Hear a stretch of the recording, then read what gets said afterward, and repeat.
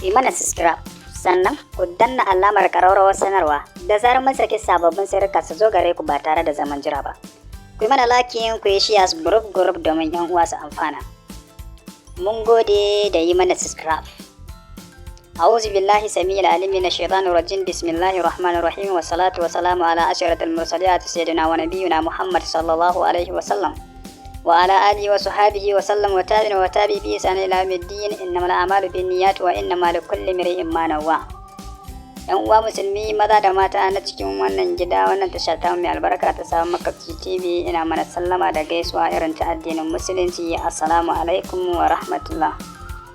Ina mai mana addu'ar Allah tabaraka wa ta'ala ya rufa mana asiri, ya wuce mana gaba cikin al'amuran mu, ya biya mana bukatun mu. ‘Yan uwa musulmi gida da na asibitin marasa lafiya, Allah ka ba su lafiya, masu lafiya Allah ka kara mana lafiya.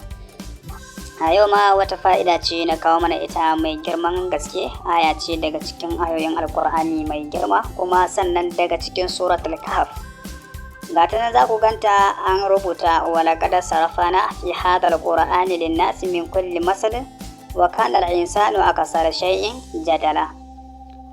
To alhamdulillahi, wannan aya mai girman gaske kuma sirri ne mai karfin gaske sosai da sosai. Na san kuma wannan ta zo daidai da irin wannan lokaci da muke ta fuskantar matsaloli cikin yanayin rayuwar zaman aure da kuma yanayin zamantakewar mu da mutane a kasuwa, a harkar mu ta siyasa da harkar mu ta aikin kamfani, ofis da sauransu. To duk muna fuskantar irin waɗannan matsaloli.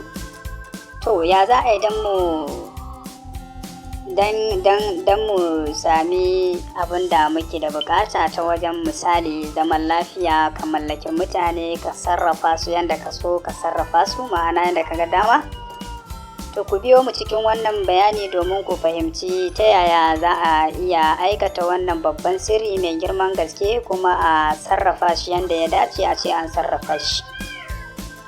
Gata nan idan aka rubuta walaqad sarafna fi hadal qur'ani lin-nasi min kulli masal wa kana al-insanu akasara shay'in jadala, zaka rubuta ta kafa 7 ka bude wannan, duk inda kaga an buɗa din nan sai ka buɗa ka sa sunan kamar yadda zaka ga an sa ismuka a ciki. To idan ka sa, in mallakar ce sai ka sa sunanka a sama, sunanta a ƙasa, ko sunanta a sama, sunanka a ƙasa. Sannan idan a kasuwar ne kana da buƙatar mallakar mutane sai ka rubuta sunanka a sama, ka rubuta sunan wannan mutane, amma ita za a rubuta kamar kafa 99 ne sai a yi layarta. Idan aka yi layarta sai ana saka sunayen, ana buɗe wannan memun ɗin da sawun ɗin, to ana saka sunayen a ciki insha Allah.